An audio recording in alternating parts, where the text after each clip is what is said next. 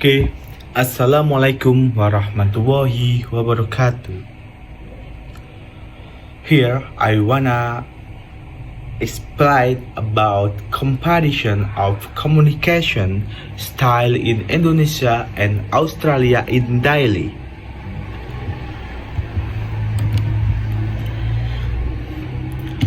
My name is Milenio Yuwavi Alvin Nuri. I'm here because I love to give presentation. What is communication? It's the activity or progress of expressing ideas and feelings or giving people information. One can safely say that communication is the act of transferring information and message from one place to another and from one person to another in a related manner. The Oxford Advanced Reader's Dictionary 2004. Then communication process, verbal and non-verbal communication, message, and then to encode, send, then decode, interpret lah, then interpret back to feedback, message like that lah. Can you understand? Nah, then communication style. There are two communication style. Verbal communication. This, as the name implies, is communicating using words. This includes sounds, words, language, and speaking. Speaking is an effective way of communicating. It is classified into interpersonal communications and public speaking. Then non-verbal communication. Non-verbal communication is the process of conveying meaning in the form of non-word message. Yeah, like that.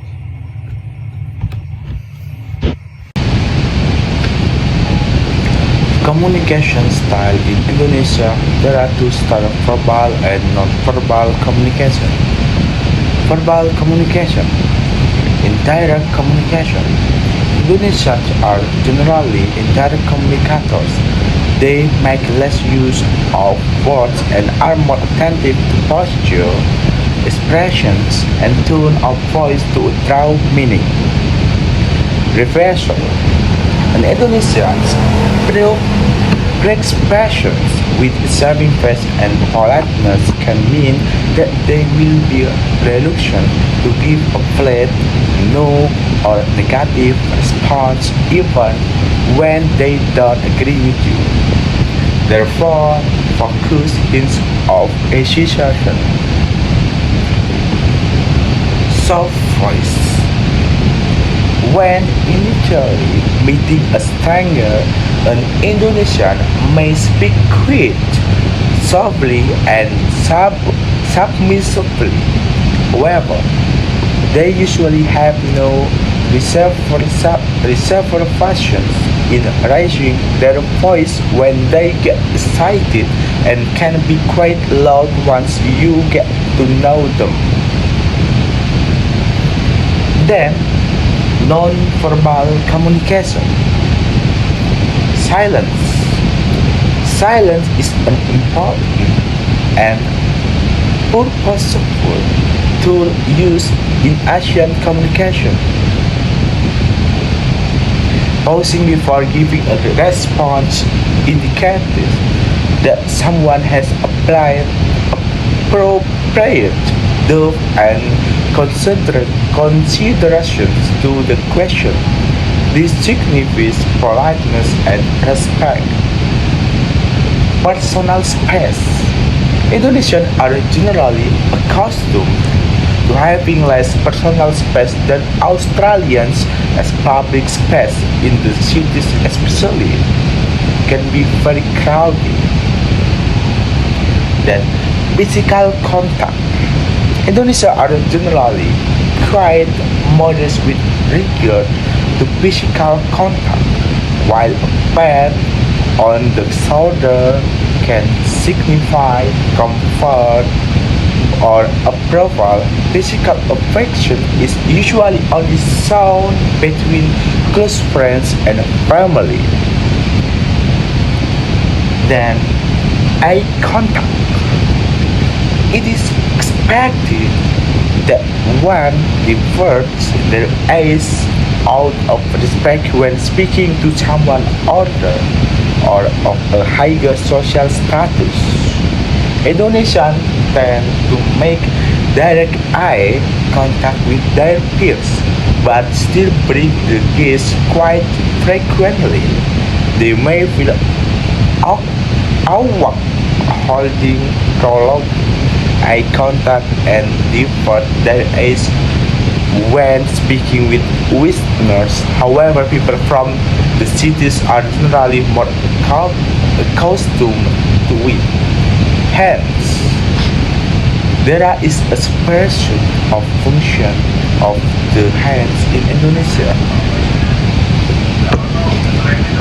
Influenced by Islamic culture, the left hand is considered unclean and is used for the removal of dirt and cleaning. The hand, then the head. The head is considered the poorest part of an Indonesian's body and should never be touched. When Indonesians face people of superior status on the street, they may roll their head below the head of that person as a sign of respect. Feet. The feet are considered the lowest part of a person's body. Displaying the shoeless of one's feet to another person is considered rude and improper. Then, hands on hips. Holding one's hands on one's hips can signal anger. And then, the last, pointing. For traditional Javanese people in particular, pointing is done with the thumb instead of the index finger.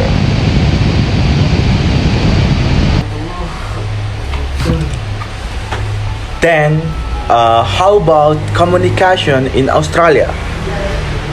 Communication in Australia, same as in Indonesian, there are two styles: verbal and non-verbal communication. Verbal, direct communication. In Australia, one's status or positions in a conversations is not easily distinguishable by their appearance. Number seconds.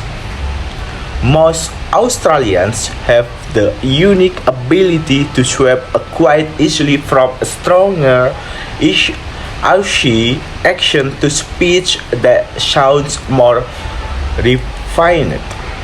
For example, foreigners may be surprised to hear Australians talk to them in quite police, well pronounced speech, but fall into using a stronger accent around other Australians or when drinking. Number third, slang. Australians speak with slang sparter through their speech. The relevance or understandings of certain slang what varies between age groups and areas, but Australians frequently shorten any words that seem overly complicated by using diminutives. Diminutives serve the serve the precautions. Australians are quite self-deprecating in conversation in an effort to come across as humble, honest, and relaxed about themselves. Humor. Humor is used in mass Australian communication, so expect some light-hearted joking in most conversations. Jokes about situational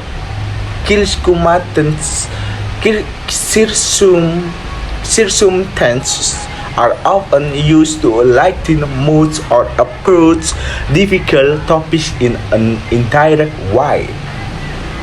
Swearing. Swearing, more common in Australia than in many other cultures. Television programs are less censored and mainstream society is largely disinterested to words that foreigners may find vulgar. It is normal to hear an Australian swear at some point during a conversation. Doing so yourself is uniquely to hurt your countries with them. The informality of it can actually make them feel more comfortable around you. Silence. Australians sometimes grow uncomfortable when social chat is punctuated with long periods of pause or silence and will therefore try to fill the gap with conversation. Then the last for verbal. Yeah or nah. When responding to a basic questions such as how are you, Australians sometimes give multiple answers with immediately conflicting meanings. If this happens, take the last word they answer with as what they mean. For example, yeah, nah means no, nah, yeah means yeah, nah it means yeah, means yes. And yeah, nah, good means good. Okay. Then non-verbal communication. Eye contact.